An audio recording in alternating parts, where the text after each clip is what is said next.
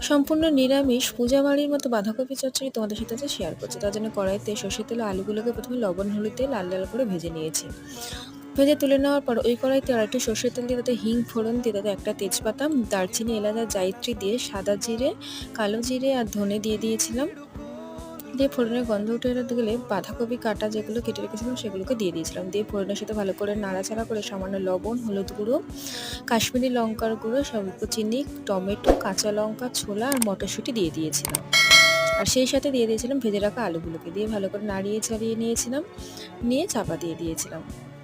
চাপা দিয়ে বাঁধাকপির যে জলটা উঠবে ওই ঝোলেই বাঁধাকপিটা সম্পূর্ণ সিদ্ধ হবে। এরপর আদা জিরে বাটা দিয়ে দিয়েছিলাম।